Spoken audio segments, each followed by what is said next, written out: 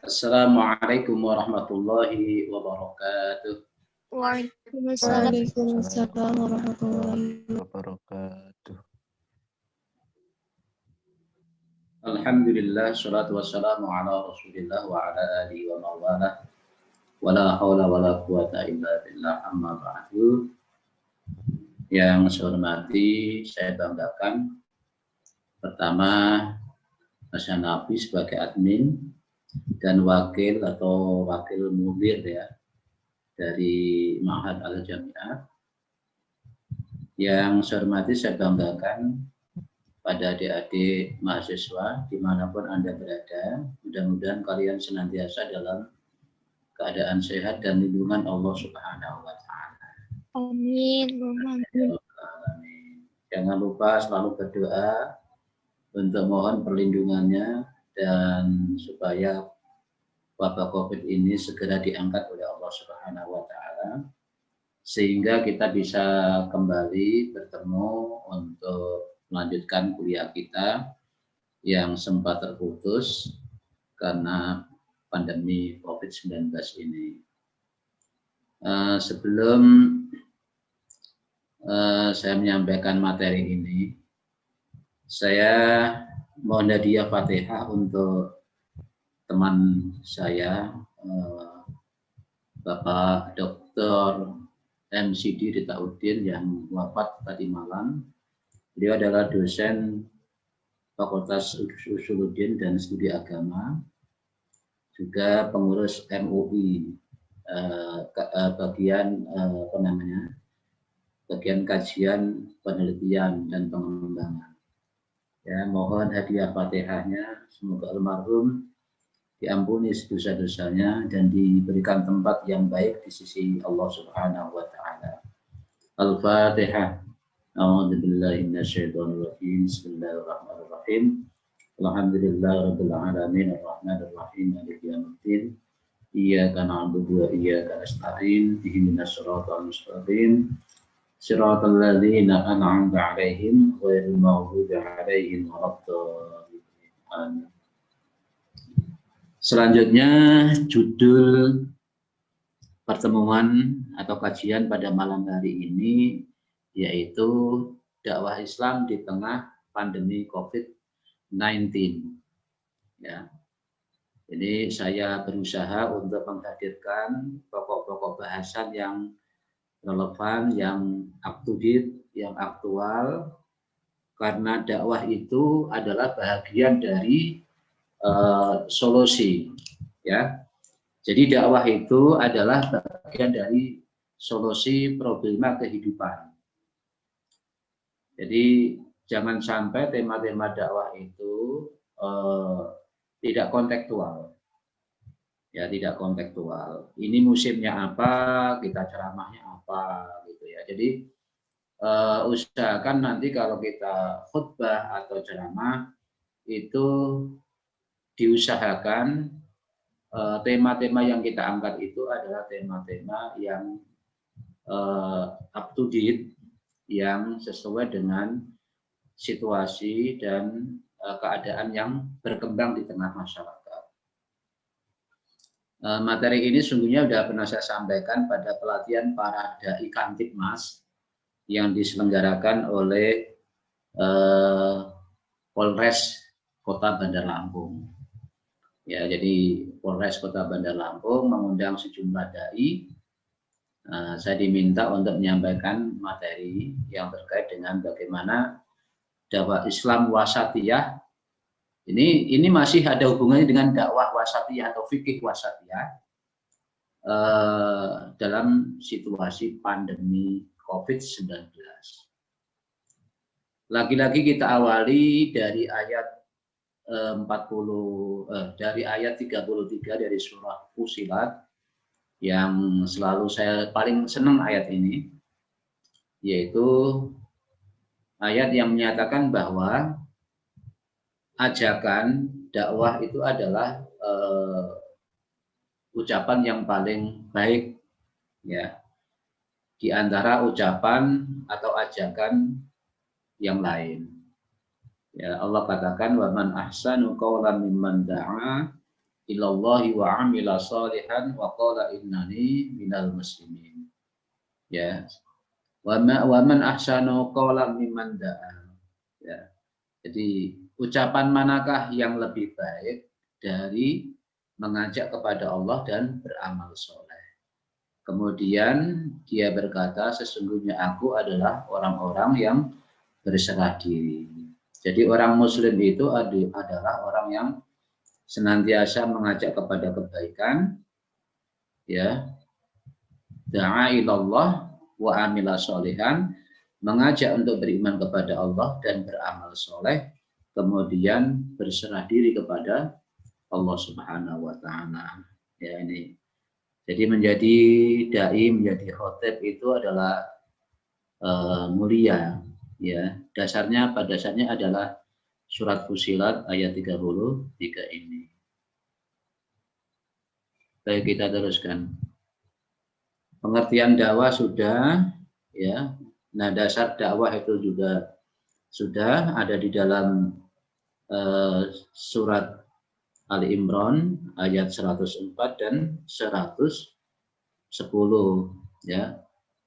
Walzakum minkum ummati yad'una ilal khair wa ya'muruna bil ma'ruf wa yanhauna 'anil munkar wa ulaika humul muflihun.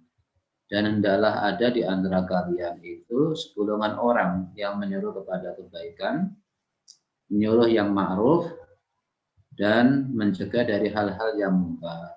Dan mereka itulah termasuk orang-orang yang beruntung. Jadi orang yang beruntung itu siapa? Yaitu orang yang ta'muruna bil ma'ruf wa tanhauna 'anil munkar.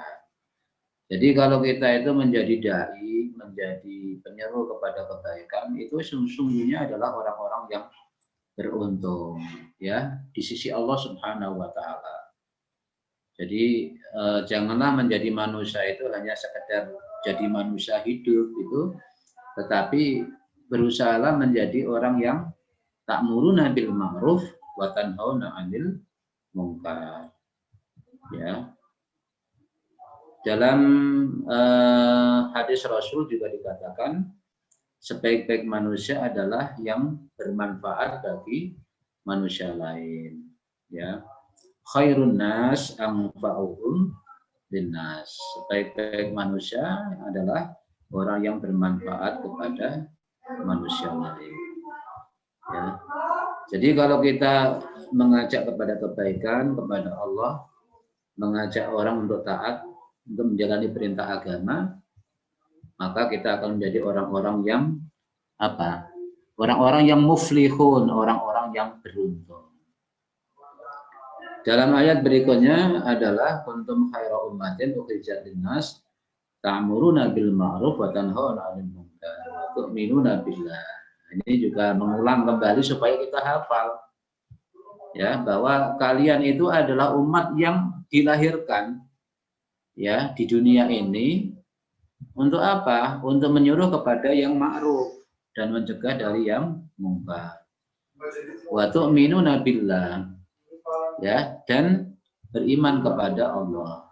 Wa tu'minuna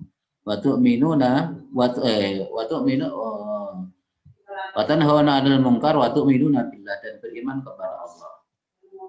Ya. Walau amana ahlul kitab bila kana khairal lahum, sekiranya orang-orang ahli kitab itu beriman, tentu itu lebih baik daripada mereka yang tidak beriman. Tetapi dalam kenyataannya minhumul mu'minuna, sebagian dari mereka itu ada yang beriman, tapi sebagian dari mereka adalah orang-orang yang fasik. Ya, ada ahli-ahli kitab ini yang beriman kepada Allah dan Rasul-Nya dan beriman kepada Nabi Muhammad Shallallahu Alaihi Wasallam. Seperti pendeta Bukhara yang dia membaca kitab Taurat, yang kemudian dia mengenali Muhammad waktu itu yang sedang diajak oleh pamannya, ya, Abu Thalib, untuk berdagang ke Syam. Ya, ketika Bukhara, pendeta Bukhara itu ketemu dengan Muhammad kecil, ya, dia bisa membaca tanda-tanda yang ada dalam diri Nabi itu, bahwa anak ini nanti pasti akan menjadi nabi di akhir zaman. Bukhara itu seorang pendeta dan juga seorang peramal, ya, seorang peramal dan juga pendeta. Kenapa? Dari aura wajah Nabi itu sudah bisa dikenali bahwa ini adalah calon Nabi dan Rasul pada akhir zaman. Karena pada dalam perjalanannya itu selalu dinaungi oleh awan. Kemanapun Nabi pergi, ya naik onta sama pamannya itu dinaungi oleh awan. Ini tidak mungkin ini kalau manusia biasa, ini pasti manusia pilihan. Itu diantara tanda-tanda dari Nabi Muhammad itu bahwa ini adalah calon Nabi. Waktu itu yang justru yang mengetahui itu bukan ulama, bukan kiai, tetapi yang mengetahui justru pendeta dan juga seorang peramal. Jadi para peramal itu kalau dahulu juga banyak yang waskita itu ya banyak yang cemerlang, banyak yang benar juga. Nah, para peramal itu kadang benar, kadang tidak. Tapi banyak juga yang peramal itu juga benar. Ya, sekiranya ahli kitab itu beriman tentu lebih baik bagi mereka. Tapi kebanyakan mereka adalah orang-orang yang fasik. Mana fasik? Fasik itu adalah orang yang sebetulnya beriman kepada Allah dan Rasulnya, tetapi banyak melakukan dosa. Oke. Berikutnya adalah dakwah dalam situasi pandemi COVID-19 ya.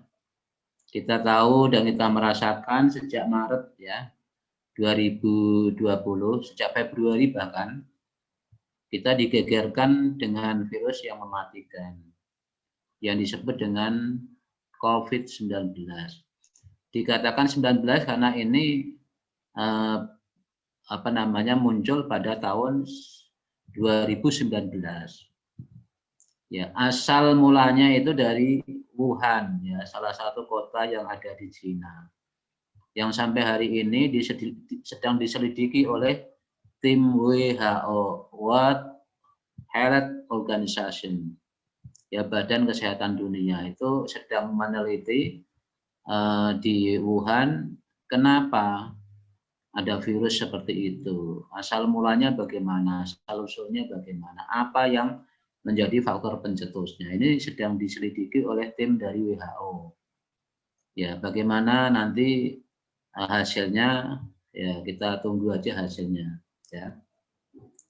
Virus ini membahayakan jiwa manusia dan belum ditemukan vaksinnya. Ya.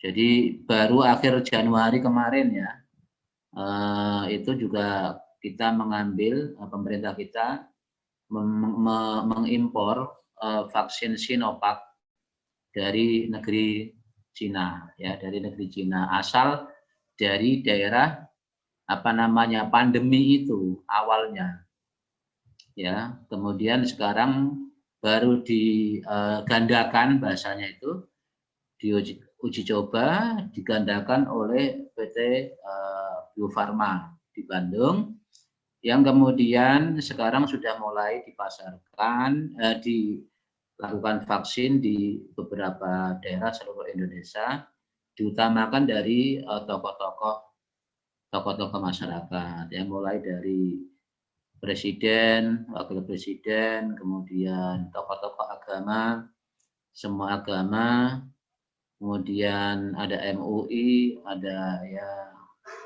para ulama, ya untuk membuktikan bahwa vaksin ini aman.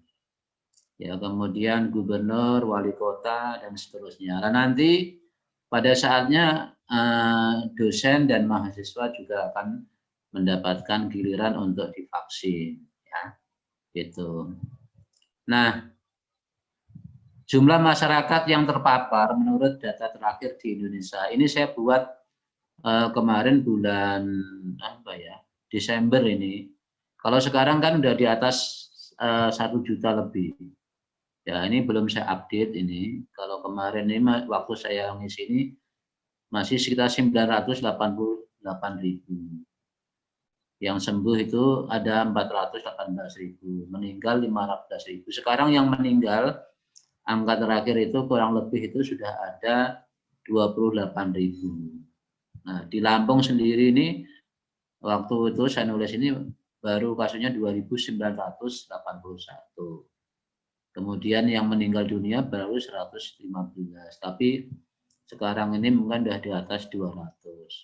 Dan ada korban juga dari keluarga UIN, itu istri dari Bapak Bunyamin Mahmudin Bunyamin LC, itu juga wafat karena kena COVID ini ya. Ini kita juga prihatin. Ini Pak Dekan Adab juga kena, kemudian istrinya kena dan anaknya kena. Tapi ini istrinya yang tidak bisa ditolong, dia wafat. Ya 2 minggu yang lalu lah ya. Jadi ini ada ya. Jadi COVID ini betul-betul ada, bukan mainan gitu. Oke. Oh salah.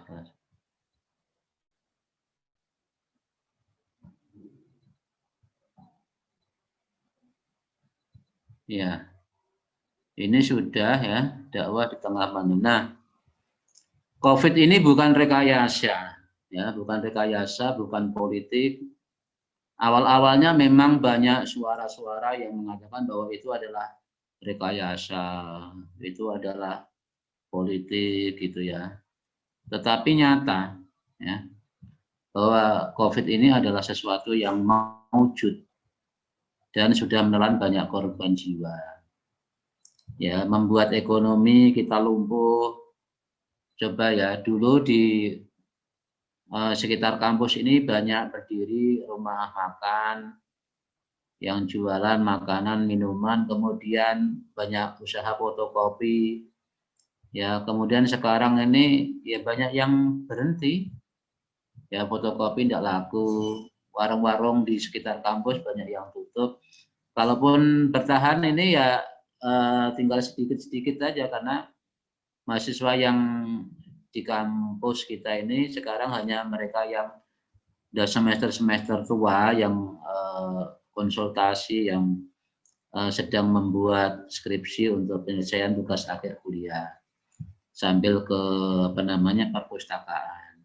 Nah, kemudian banyak perusahaan yang meliburkan karyawannya, ya, banyak yang di PHK, banyak toko-toko yang tutup, kantor-kantor memperkerjakan pegawainya itu dari rumah. Seperti di kantor kita ini tempo hari itu kerja itu dari rumah, jadi work from home. Kemudian sekolah-sekolah dan perguruan tinggi terpaksa melakukan pembelajaran secara daring, seperti yang kita lakukan ini. Meskipun ini kurang efektif, ya, dan ini adalah pilihan terakhir itu. Karena kalau dibuka, ya, seperti biasa, itu dikhawatirkan akan banyak korban yang berjatuhan, baik dari mahasiswa maupun dari tenaga dosen. Karena kampus kita ini jumlahnya kalau musim kuliah tidak ada pandemi, itu diperkirakan sekitar 15.000 mahasiswa pegawai yang hilir mudik yang ada di kampus kita itu, sekitar 15.000. Nah, kemarin ada pemikiran bagaimana kalau kuliah semester ini dibuat 50-50. Maksudnya 50-50 itu adalah 50% di kampus, 50% daring. Nah, meskipun dibuat 50-50, tapi jumlahnya masih 8.000. Jadi jumlah mahasiswa itu kalau dibuat 50% aja kuliah, ya itu ada 8.000. Angka 8.000 itu bukan angka yang sedikit. Apalagi kalau sudah mahasiswa ketemu sama temennya itu susah disuruh untuk jaga jarak itu. Ya, hari ini aja kalau saya ke kampus, ya banyak mahasiswa itu udah kalau bergerombol itu ya, udah tidak bisa lagi jaga jarak. Padahal jaga jarak itu adalah salah satu upaya untuk mencegah tertularnya COVID. Adik-adik yang saya hormati, jadi kalau COVID ini benar-benar menimpa kita ya, itu waduh, jadi bukan sepele itu, bukan sepele. Jadi itu sengsara ya. Ada pengalaman dari dosen kita itu ya, diisolasi di rumah sakit itu sendiri ya, apa-apa sendiri, kalau mau hubungan dengan dokter itu pakai mikrofon itu ya, kemudian pipis, berak itu ya di kamar itu. Pokoknya sengsara lah, sengsara. Kadang-kadang mau berhubungan dengan dokter tengah malam, itu dokter pakai baju putih-putih kayak astronot itu. Kadang-kadang jam 2, jam 1 memeriksa pasien. Dan itu banyak pasien yang kaget seakan-akan dia itu hidup di dunia lain. Ya, di dunia lain, bukan di dunia ini. Ya, kayaknya ada malaikat yang datang gitu perasaannya. Pokoknya serem lah. Maka ya kita berusaha untuk menjaga apa namanya diri kita, jangan sampai kita menjadi orang yang terjangkit oleh virus COVID-19 ini. Banyak orang tua yang kesal karena harus menggantikan tugas guru. Ya kan, ini seperti istri saya ini sering marah-marah karena anaknya ini sekolah, bahkan udah waktunya sekolah masih tidur. Jadi ibunya yang ngabsenin gitu ya. Ya, kemudian sering ibunya marah-marah karena ngurusin anak yang udah bosen itu. Disuruh kuliah daring malah ya tidur, malah main dan sebagainya. Tuh. Seperti Anda semua juga gitu kan. Kuliah daring gini nih ya paling tampil sebentar nanti udah kemudian out gitu. Alasannya tidak punya pulsa. Seperti hari ini aja ini yang kelihatan cuma 2 orang nih.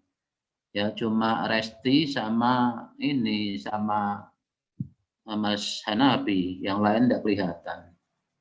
Ya, paling ikut sebentar kemudian minggat. Ya kan? Ya gimana mau dapat ilmu kalau begini? Kuliah jarak jauh, tidak ada interaksi, tidak ada tanya jawab. Ya, bisa masuk 30% aja itu udah alhamdulillah. Ya tapi mau dikata apa karena inilah kenyataannya gitu. Ya daripada tidak ada sama sekali gitu, maka berlakulah apa bahasa tidak ada apa namanya rotan, maka akar pun berguna. Ya, daripada tidak ada kuliah ya begini-begini lah lebih baik daripada tidak ada kegiatan. Oke, dakwah di masa COVID. Nah, melihat situasi seperti ini ya, ini adalah sebuah tantangan ya dan permasalahan bagi para dai. Jadi ini adalah tantangan gitu. Bagaimana dai ya bisa menyikapi situasi seperti ini? Ya, apa kita harus pasrah? Ya, udahlah, tidak ada dakwah-dakwahan gitu, tidak ada pengajaran-pengajaran, tidak ada kuliah-kuliah apa seperti itu. Atau menggerutu, menyalahkan pemerintah aja, di mana pemerintah itu tidak bisa ngurus pendidikan, orang tidak boleh kuliah gini dan itu. Atau menyalahkan Tuhan. Gimana sih Allah ini nyatakan apa namanya COVID ini untuk apa? Ya, apaan itu wabah ini di apa namanya diutus ke muka bumi ini untuk apa? Kalau hanya nyusahin aja. Nah, misalnya gitu. Dan sebagainya dan sebagainya. Ya, kalau kita menggerutu, menyalahkan pemerintah, menyalahkan siapa, ya, atau menyalahkan Tuhan, gitu, maka itu bukanlah jawaban yang baik. Ya, bukanlah jawaban yang baik. Nah, jawaban yang benar adalah bagaimana dai itu tetap menjalankan fungsinya, ya, untuk mengajak, mendorong, dan memotivasi masyarakat untuk tetap semangat, ya, survival, ya, sabar, ya, ya, sabar ya, kemudian berusaha untuk mengikuti anjuran hidup sehat, ya. Seperti Bapak ini beberapa kali khotbah itu selalu mengingatkan kepada jamaah, kepada masyarakat, ya jangan kendor, jangan lokro, jangan kemudian putus asa menghadapi situasi seperti ini.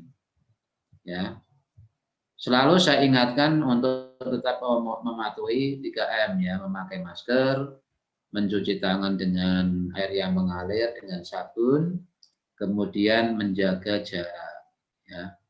Ya di masjid, di jamaah, di pengajian maupun di kampus, saya selalu mengingatkan kepada mahasiswa saya kalau sedang berkerumun saya minta untuk jaga jarak, meskipun mereka sudah pakai masker. Ya. Kemudian apalagi ya tidak kalah penting adalah berdoa. Ya doanya yang diajarkan oleh para ulama apa? A'udzubillahi min kalimatit tammati min syarri ma khalaq. A'udzubillahi, aku berlindung min kalimatillahi, dari kalimat Allah yang sempurna, ma khalaq, dari apa-apa yang diciptakan oleh, min syarri ma khalaq, dari apa-apa yang diciptakan oleh Allah yang tidak baik. A'udzubillahi min kalimati tammati min syarri ma khalaq. Bismillahi la yadurru ma'asmihi syai'un fil ardi wala fis sama wa huwa samiul alim. Bismillahi la yadurru ma'asmihi syai'un fil ardi wala fis sama wa huwa samiul alim. Bismillahi la yadurru ma'asmihi syai'un fil ardi wala fis sama wa huwa samiul alim. Atau doa yang lain, ya salam, ya hafid, ya mani, ya dhuru. Ya salam, ya hafid, ya mani, ya dhuru. Ya salam, wahai zat yang memberikan keselamatan. Ya salam, ya mani, ya dhuru. Ya salam, ya hafid, wahai zat yang menjaga. Ya salam, ya hafid, ya mani, wahai zat yang mencegah. Ya dhuru, wahai zat yang bisa memberikan manfaat. Ya salamu ya hafidhu ya mani'u ya dharu. Ya salamu ya hafidh ya mani'u ya dharu. Ya salamu ya hafidh ya mani'u ya dharu. Nah itu doa-doa yang kita mohonkan kepada Allah, mudah-mudahan COVID itu tidak membahayakan bagi kita. Kalaupun kita berpapasan, mudah-mudahan COVID itu lengah. Enggak enggak mengenai diri kita. Ya doanya itu ya salam ya hafid ya mani'u ya dharu. Ya salam ya hafid ya mani'u ya dharu. Ya salam ya hafid ya mani'u ya dharu. Terus ditambahkan dengan Allahumma inna nas'alukal afiyah wal mu'afadat fid dini wa dunya wal akhirah. Allahumma inna nas'alukal afiyah wal mu'afadat daiman fid dini wa dunya wal akhirah. Ya, jadi kita itu santri. Santri itu kekuatannya ada pada doa. Ya. Jadi kalau mau ngapa-ngapain santri itu harus memperbanyak doa. Mau nyalon polisi doa yang banyak. Mau ujian doa yang banyak, mau ujian pegawai doa yang banyak. Gitu. Itu kekuatan santri. Seperti saya ini ya jujur ya, saya sebetulnya ilmu saya itu tidak banyak, tapi saya punya banyak doa. Saya yakin itu kalau berkompetisi apapun karena saya hanya mengandalkan pertolongan Allah. Ya saya hanya minta kepada Allah dan doa dari orang tua. Maka ya alhamdulillah, meskipun saya tidak pinter-pinter ya bisa jadi dosen, ya bisa S3, ya pokoknya bisa hidup layak di tengah masyarakat. Alhamdulillah. Karena apa? Kita banyak berdoa, ya banyak berdoa. Santri itu harus punya banyak doa. Ya, kalau kita sudah jadi orang tua harus punya banyak sembur. Bahasanya sembur itu doa. Ya, ada sembur, ada wubur. Kalau sebagai orang tua itu harus punya banyak doa, luhur, dan itu punya materi yang bisa kita berikan kepada anak cucu. Itu kalau orang tua. Ya. Jadi jangan lupa banyak berdoa, mendekatkan diri kepada Allah. Niscaya kita akan selamat dari gangguan COVID-19. Oke, jadi metode dakwahnya seperti apa? Ya, metode dakwah dalam situasi pandemi ya. Al-Quran memberikan rambu-rambu ya dengan cara yang hikmah itu, ya dengan cara yang apa namanya mauidhah hasanah, kemudian berdiskusi, ya, kemudian apa? Kemudian cara apa namanya mujadalah billati ahsan. Jadi ayat ini menjelaskan dakwah harus dilakukan dengan hikmah, dengan bijak. Ya, tempoh hari sudah saya jelaskan nih. Jadi dalam situasi apapun dakwah itu harus hikmah. Apa itu hikmah? Hikmah itu tahu kapan harus bicara, kapan harus diam. Apa itu hikmah? Hikmah itu bisa mencari titik temu, ya, bukan mencari perbedaan. Apa itu hikmah? Hikmah itu mengenal golongan. Apa itu hikmah? Melihat situasi. Ya.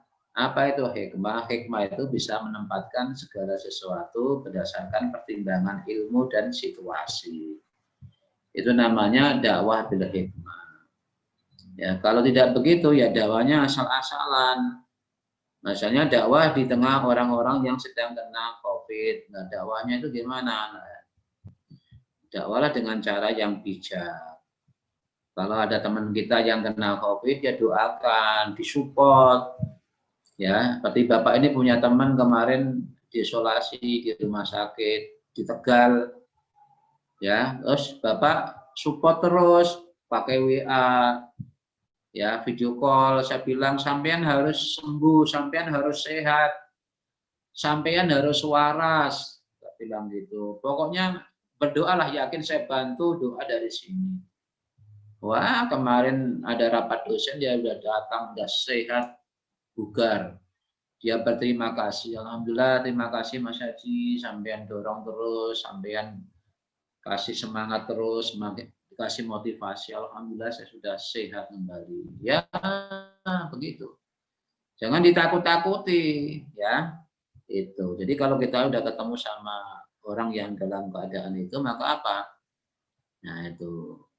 Nah, ini metode dakwah wasatiyah ini sudah kita teruskan menjalan. Nah, aplikasi metode dakwah wasatiyah pada masa pandemi itu seperti apa? Ya,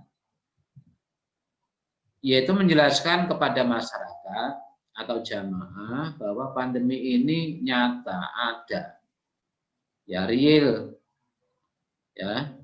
Karena apa? Karena sebagian ada yang berkeyakinan itu adalah isu yang dibuat-buat. Nah, ini kita harus sebagai dai itu harus menjelaskan kepada masyarakat bahwa pandemi wabah corona ini memang nyata, faktual, al-mutabi, al-muwaqi, ya artinya nyata, faktual.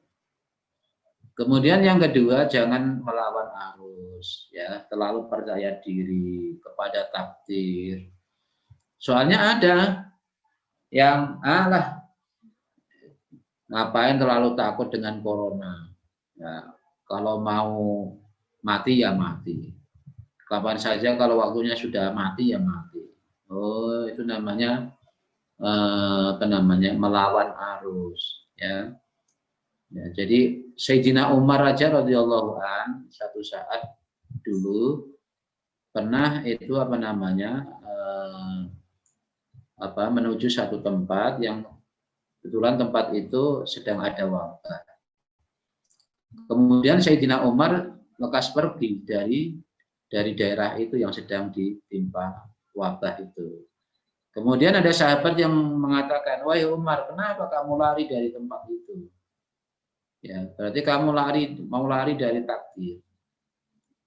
Kemudian bagaimana jawab Sayyidina Umar? Ya, saya lari dari satu takdir kepada takdir yang lain.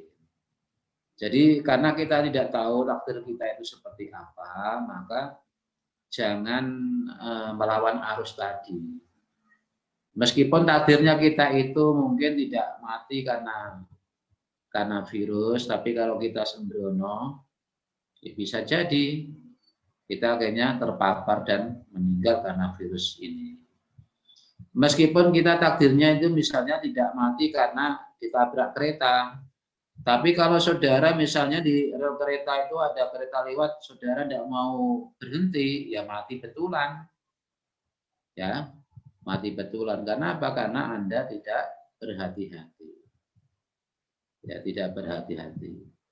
Jadi yang baik itu adalah apa? Ya, mengikuti bagaimana sunnah manusia itu untuk berusaha berikhtiar supaya kita selamat. Ya. Kemudian pandemi COVID-19 itu adalah makhluk ciptaan Allah. Ini sengaja diturunkan oleh Allah Subhanahu wa taala untuk menguji kesabaran, untuk menguji keikhlasan manusia yang beriman.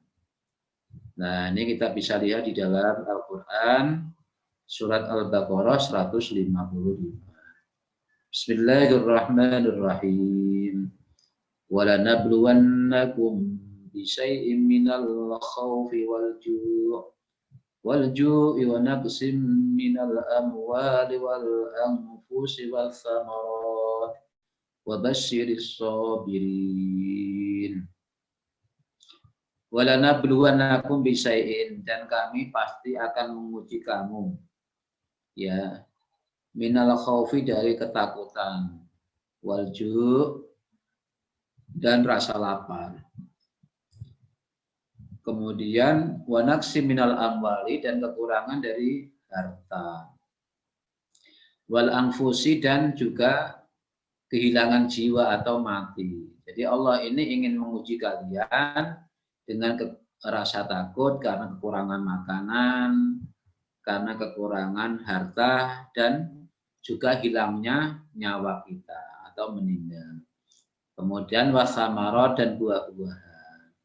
Ya, Allah sengaja ini membuat ujian-ujian dalam hidup ini. Ada yang diuji dengan apa?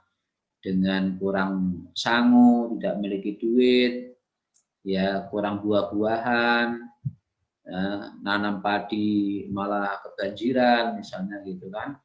Kemudian nanam buah-buahan itu tidak keluar, dan sebagainya. Dan juga sakit yang bisa mengancam jasmani kita. Ya. Tapi kata Allah Subhanahu wa taala, ya, sampaikanlah kabar gembira kepada orang-orang yang sabar. Wa basyiris shabirin. Tapi meskipun Allah menguji kita, menguji keimanan kita, kita diminta oleh Allah untuk tetap bersabar.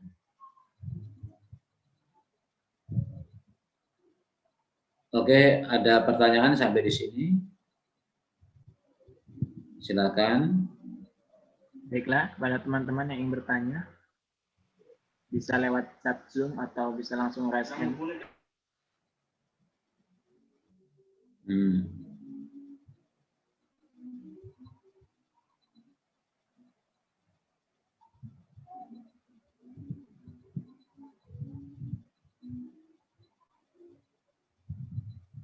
Ada yang ingin bertanya?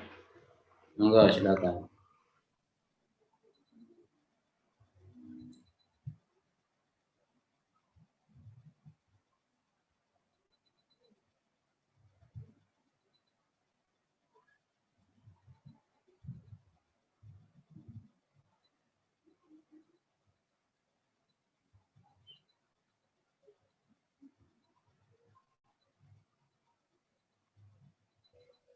Sepertinya belum ada ya, Ustaz.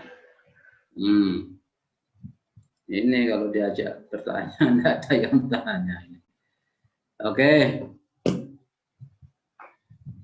Kita teruskan ya.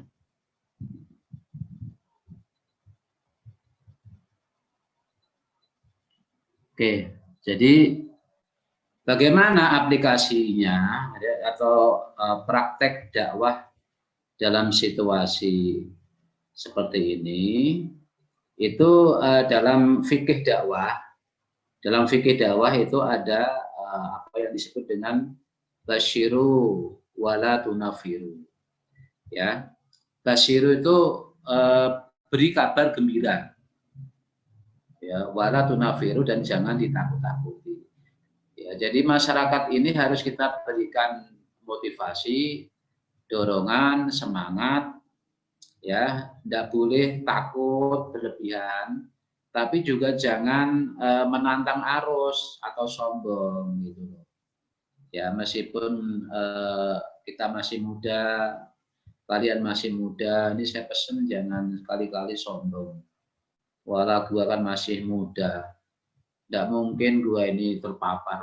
Jangan begitu. Kemarin ada anak Febi, ya, anak Febi yang dari Mesuji, ya, meninggal kena COVID.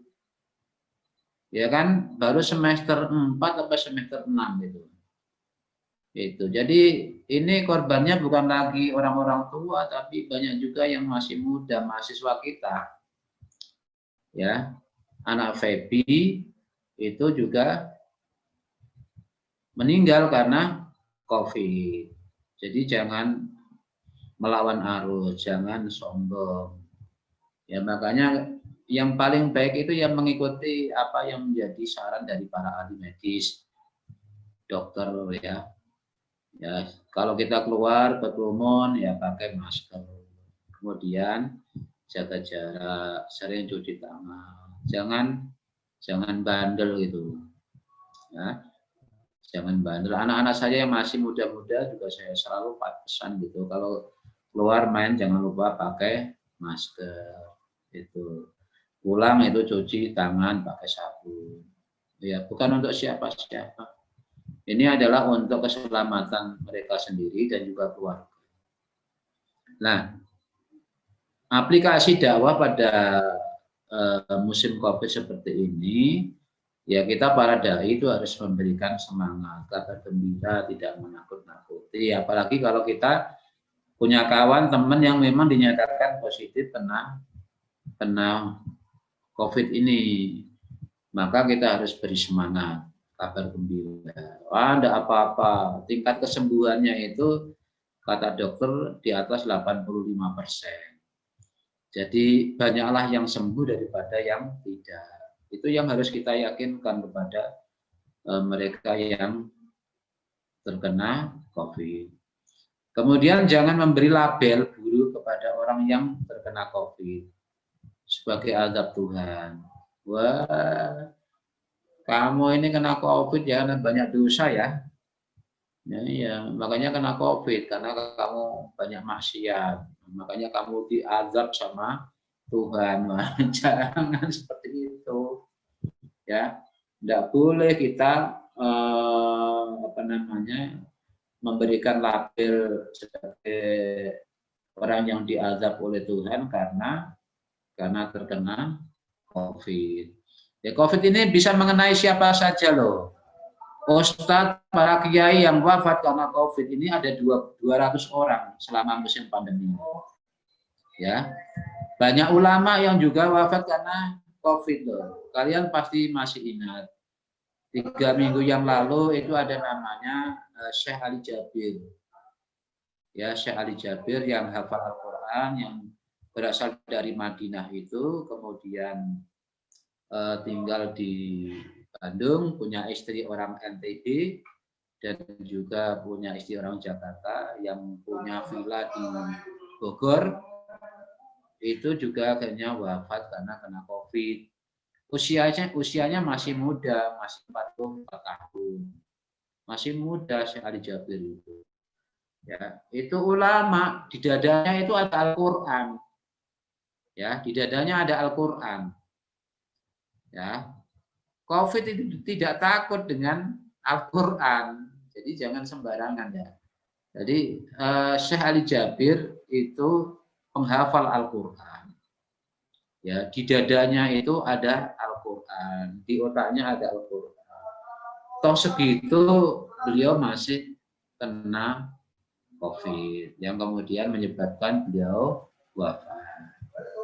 Itu ya, jadi ini harus menjadi ibrah, menjadi pelajaran buat kita ya, termasuk ya mungkin orang yang ahli maksiat itu juga ada yang kena COVID, tapi memang kebanyakan yang kena COVID itu orang-orang yang apa ya,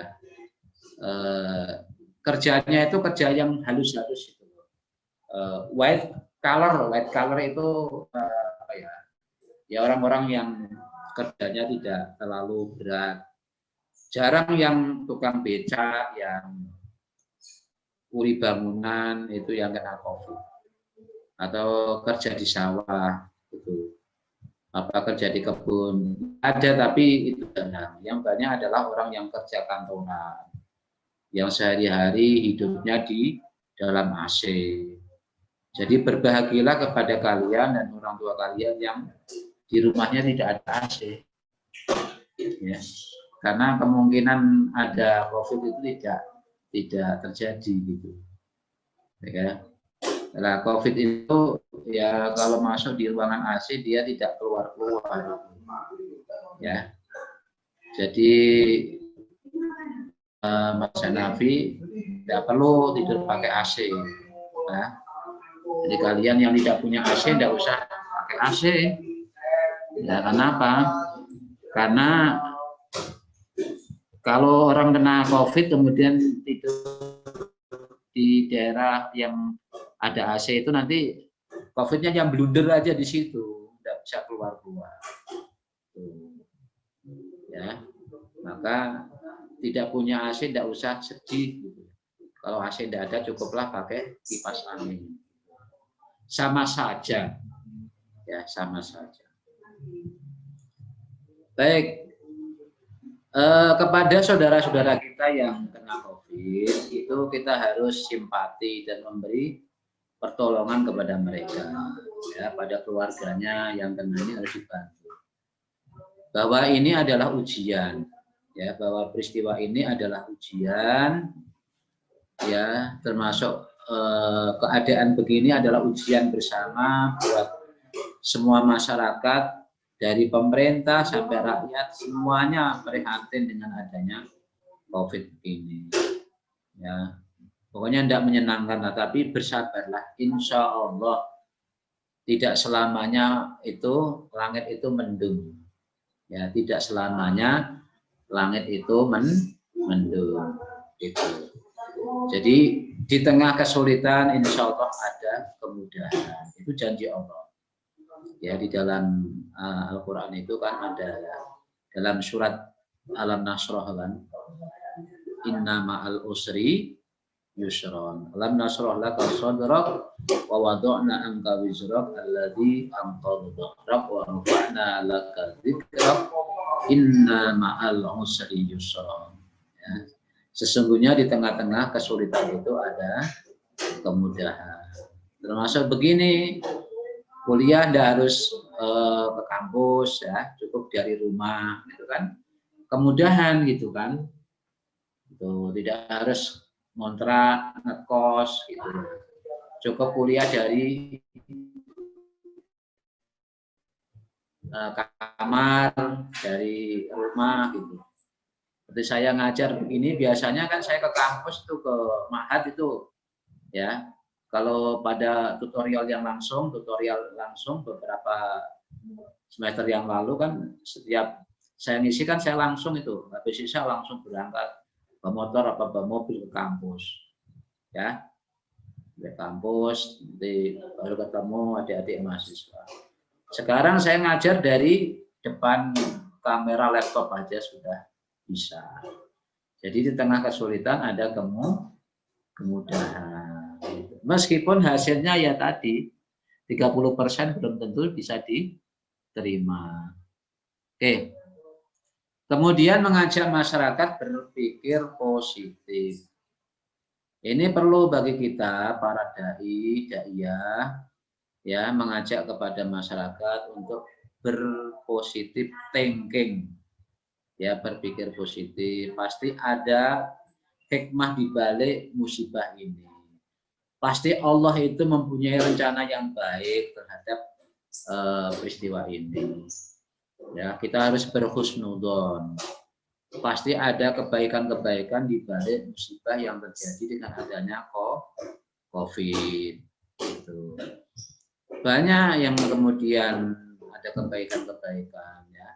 Dalam bidang medis kemudian berkembang ilmu-ilmu tentang vaksin. Nah, itu. Kemudian dalam dunia medis juga ditantang untuk bagaimana menemukan vaksin untuk mengatasi COVID ini. Jadi dunia medis ini ada tantangan para ilmuwan mendapatkan PR ya, pekerjaan rumah untuk berpikir keras bagaimana bekerja untuk mencari menemukan obat ya, yang sekarang ini sementara adalah dengan vaksin. Ya, kalau tidak ada wabah begini tidak akan ada gitu vaksin baru yang ditemukan. Kemudian bekerja sama dengan berbagai pihak, polisi ya, Satgas Covid. Polisi juga perlu diajak kerjasama. Kalau ada orang yang kena COVID itu yang tidak patuh dengan protokol harus datangkan polisi supaya mereka yang mengatasinya. Ya, gitu. Kemudian ada Satgas Covid itu ya, satuan tugas yang menangani masalah COVID. Ya, kalau ada pasien yang perlu dijemput laporkan. Kemudian kerjasama dengan Dinas Kesehatan. Siapa lagi? Majelis Ulama Indonesia juga perlu, para dai juga perlu diajak untuk memberikan pencerahan, untuk memberikan kekuatan moral kepada masyarakat. Ya, ini pentingnya dai di sini, memberikan pencerahan, penguatan secara spiritual kepada masyarakat untuk bagaimana tetap tegar dalam menghadapi ujian yang datang dari Allah ini. Kemudian menjadi teladan bagi dirinya. Ini dai perlu menjadi teladan bagi dirinya. Ya. Dalam hal apa tadi? Dalam protokol kesehatan. Pakai masker, jaga jarak dan sering cuci tangan. Saya, ya Mas Hanafi dan adik-adik, kalau ke masjid itu sampai hari ini saya itu selalu bawa masker. Kalau ke masjid, dan jamaah saya selalu saya ingetin. Ya, meskipun juga ada yang bandel, yang 1-2 yang tidak pakai masker, tetapi jumlahnya tidak banyak.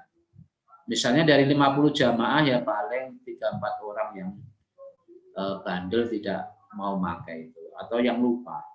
Gitu.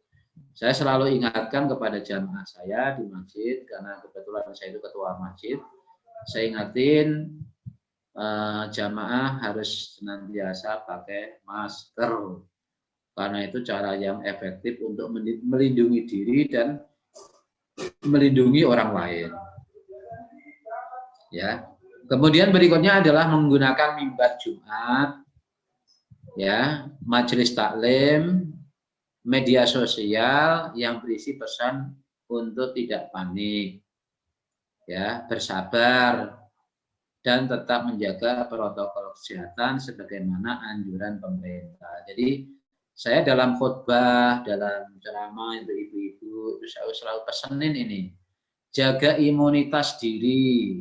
Nah, kemarin saya ngisi pengajian ibu-ibu hari Jumat yang lalu di masjid saya ingatkan kepada ibu-ibu agar menjaga imunitas diri.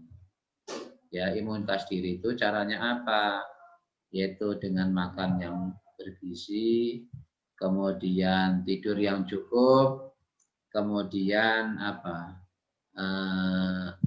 berolahraga, ya, berolahraga. Kemudian secara spiritual masyarakat juga diajak untuk banyak mendekatkan diri kepada Allah. Berdoa, baca Quran itu adalah untuk menenangkan diri, ya, untuk memperkuat batiniah kita. Ya, kalau diri kita sudah kita kasih makan yang bergizi, sudah olahraga, sudah istirahat cukup, ya, yang fisik ini, maka yang batin ini juga perlu asupan nutrisi yang cukup. Apa itu? Yaitu dengan cara berzikir, berdoa, kemudian istighosah, bisa baca Al-Quran. Itu semua adalah dalam rangka untuk memperkuat antibodi kita. Ya, antibodi kita itu penting.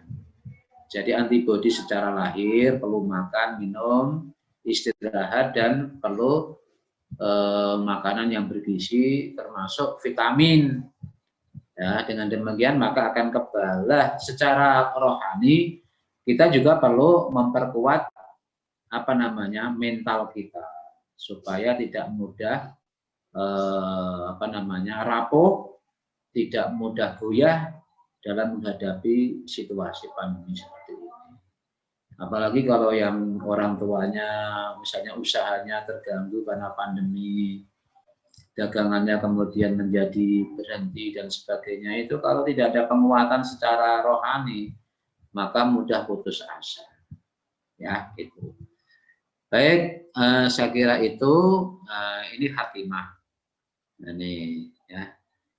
Ini saya juga sering ngasih penjelasan, motivasi kepada jamaah supaya bagaimana di tengah pandemi ini kita tetap ibadah, kita tetap baca Quran, kita tetap sedekah, kita tetap ke masjid, tapi tetap protokol kesehatan.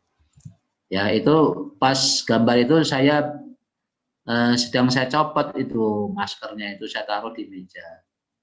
Ini samping saya itu ada bapak-bapak juga pakai masker. Ya, karena apa? Saya anjurkan semuanya pakai masker. Karena saya sedang ceramah, maka maskernya saya taruh di meja itu. Baik, saya kira ini ya, Mas Hanafi dan adik-adik mahasiswa yang bisa saya sampaikan, bahwa di tengah pandemi COVID kita juga harus tetap berdakwah dengan metode wasatiyah, ya. Artinya kita tadi tidak menakut-nakuti, ya, tapi juga tidak sembrono, tidak terlalu percaya diri dengan takdir tanpa ada usaha sungguh-sungguh. Kita menjaga diri menjadi teladan bagi keluarga kita, bagi masyarakat kita. Ya, jadi dai di musim pandemi begini juga harus menjadi contoh. Jadi kita juga harus bermasker, ya, kita jaga jarak.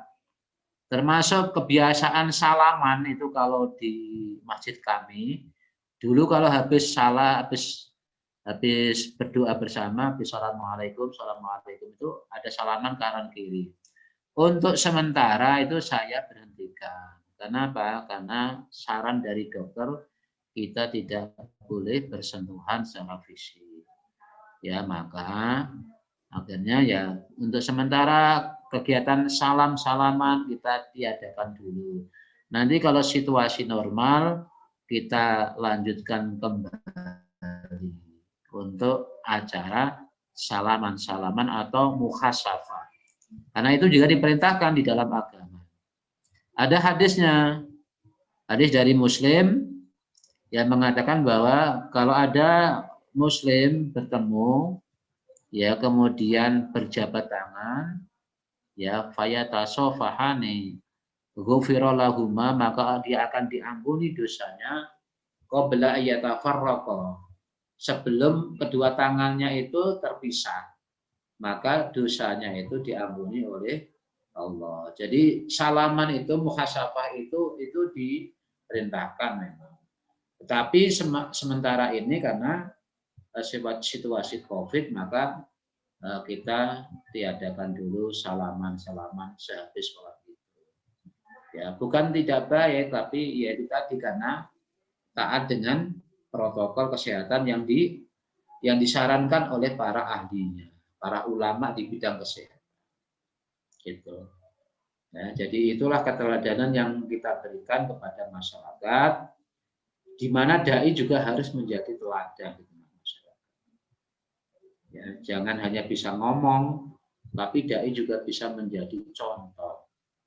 Ya, kalau hanya bisa mengomong tapi tidak ada contohnya, tidak ada keteladanan, itu besar dosanya bagi seorang dai. Kabura maqtan indallah an taqulu ma la taf'alun. Besar dosanya di sisi Allah bagi orang yang bisa ngomong doang tetapi tidak bisa menjalankan. Oke ya, saya kira itu. Silakan kalau ada pertanyaan, kalau tidak ya kita sudahi.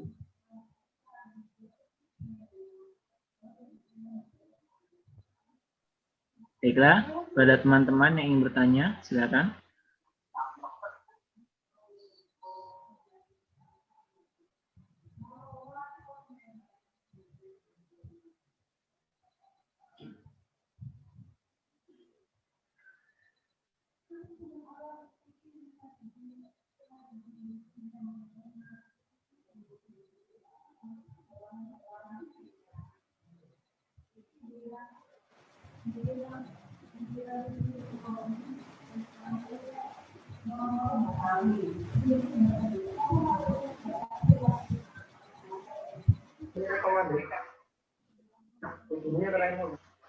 Ada yang ingin bertanya?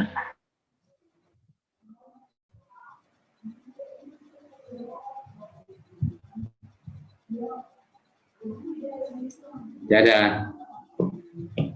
Ya, kalau tidak ada ya mungkin yang menjadi pesan saya, meskipun ilmu ini yang saya sampaikan beberapa hal saja ya, sedikit ini mudah-mudahan bermanfaat, bisa memberikan wawasan tambahan ya kepada adik-adik mahasiswa terkait dengan fikih dakwah ya, fikih dakwah wasatiyah ya, bagaimana dakwah yang wasati, dakwah yang moderat, dakwah yang yang i'dal, yang adil, dakwah yang tidak ekstrim kanan dan juga ekstrim kiri, dakwah yang merangkul tidak memukul, dakwah yang ramah bukan dakwah yang marah-marah ya, dakwah yang ramah bukan dakwah yang marah-marah ya. Jadi dari awal sampai akhir 4 pertemuan yang saya berikan ini adalah ingin membekali kepada adik-adik mahasiswa tentang bagaimana metode dakwah yang hikmah, yang bijak, yang wasatiyah, yang itu penting buat kita karena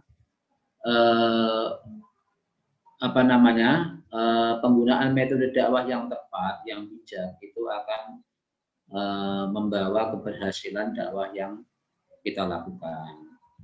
Belajarlah dari para pendahulu kita, belajarlah dari para wali songo, belajarlah kemudian pada para alim ulama yang merupakan pelanjut dari wali songo, para ulama-ulama Nahdliyin ya, para ulama-ulama Nahdliyin, para ulama-ulama Aswaja yang menyebarkan Islam di Nusantara, yang mereka bijak, mereka itu pandangannya wasatiyah ya, tidak sempit pandangan ya, berprinsip islah, kebaikan, reformasi, kemudian prinsipnya tahadur, berkebudayaan, kemudian menghormati perbedaan atau toleran, tetapi kita punya jati diri.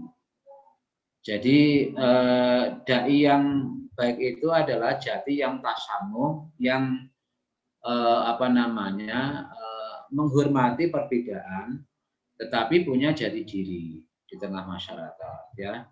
Jadi boleh kita bergaul dengan siapa saja ya, itu memang tidak ada larangan. Kita mau bergaul dengan orang yang beragama Kristen, beragama Hindu, Buddha, Katolik, seperti yang dicontohkan oleh Sunan Kudus. Beliau itu menghormati orang-orang Hindu ya, yang menghormati sapi ya, sampai Sunan Kudus juga tidak memotong sapi, tetapi beliau itu juga punya identitas diri gitu loh. Meskipun menghormati orang lain tetapi bisa menjaga sibghah, menjaga identitas diri. Dalam soal keyakinan itu tidak ada kompromi. Harus berlaku dalil lakum dinukum waliyadin. Agamamu agamamu, agamaku agamaku. Bagimu agamamu, bagiku agamaku. Dalam masalah perbedaan mungkin ya ada di antara kita yang berbeda dalam hal pemahaman, dalam hal kebudayaan di dalam beragama ini. Itu tidak masalah. Selama kita itu saling menghormati. Yang tidak mau yasinan monggo, tapi jangan mengatakan bahwa yasinan itu bid'ah. Yang tidak mau tahlilan monggo, ya.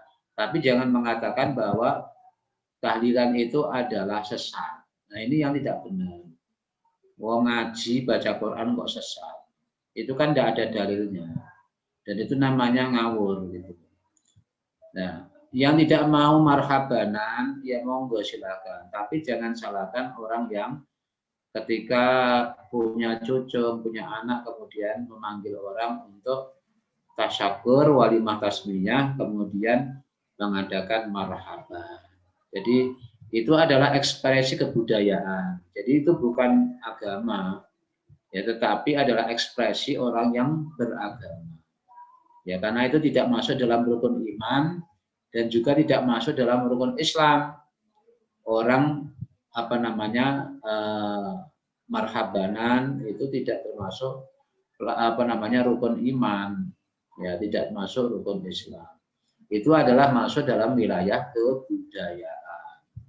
Ya, dalam hal budaya Islam itu longgar, boleh memakai, boleh tidak.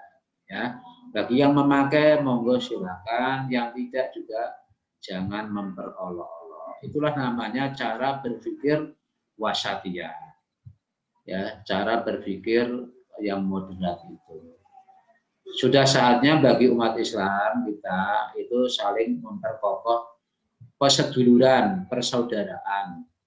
Sungguh pun ada perbedaan-perbedaan, ya. Ya itu sudah wajar sejak dari sananya, sejak zaman Kanjeng Nabi Muhammad, para sahabat itu juga sudah ada perbedaan-perbedaan. Itu tidak masalah, ya. Tapi bagaimana kita ini mencari titik temu, mencari kebersamaan, bukan memperlebar perbedaan yang ada. Itulah cara pandang yang wasatiyah.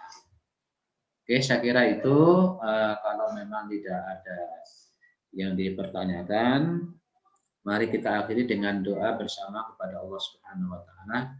Mudah-mudahan kita diberi oleh Allah kemampuan untuk menjadi dai-dai yang wasatiyah, penyebar agama yang sejuk, yang damai, yang punya jati diri, ya, yang bisa membawa Islam menjadi rahmatan lil alamin. Ala hadini wa ala kulli niyatin shalihah al-Fatihah. A'udzu billahi minasyaitonir rajim. Bismillahirrahmanirrahim. Alhamdulillahirabbil alamin arrahmanir rahim maliki yaumiddin. Iyyaka na'budu wa iyyaka nasta'in ihdinas siratal mustaqim. Shiratal ladzina an'amta 'alaihim ghairil maghdubi 'alaihim waladdallin. Allahumma shalli ala Muhammad wa ala ali Muhammad kama shallaita ala Ibrahim wa ala ali Ibrahim fil 'alamin innaka Hamidum Majid. Allahumma rizqna mutaabiyatan Muhammadin sallallahu alaihi wasallam zahiran wa batinan wa qalan wa fi'lan wa ibadatan wa amalan shalihan mu'addah. Allahumma zidna ilman nafi'an wa rizqan wasi'an halalan tayyiban wa imanan shadiqan wa amalan basyiran wa du'aan taqabbalan ya arhamar rahimin. Allahumma ya Allah nas'aluka salama fi dini wa dunya wal akhirah. Allahumma inna nas'aluka al-afiyata wal muhafazata imatan fid din wa dunya wal akhirah. Ya salam ya hafid ya mani'u ya dahur. Ya salam ya hafid ya mani'u ya dahur. Ya salam ya hafid ya mani'u ya dahur. Bi rahmatika ya arhamar rahimin. Rabbana hab lana min azwajina wa dhurriyyatina qurrata a'yun waj'alna lil muttaqina imama. Rabbana atina fid dunya hasanah wa fil akhirati hasanah wa qina adzabannar. Walhamdulillahirabbil alamin. Mohon maaf kalau ada salah-salah dalam penyampaian selama pertemuan ini. Kepada Allah saya mohon ampun. Mari kita tutup, kita akhiri majelis ini dengan membaca doa kifaratul majelis. Subhanaka wa bihamdika subhanaka wa qina adzabannar. Wallahul muwaffiq ila aqwamit thoriq. Assalamualaikum warahmatullahi wabarakatuh. Waalaikumsalam warahmatullahi wabarakatuh.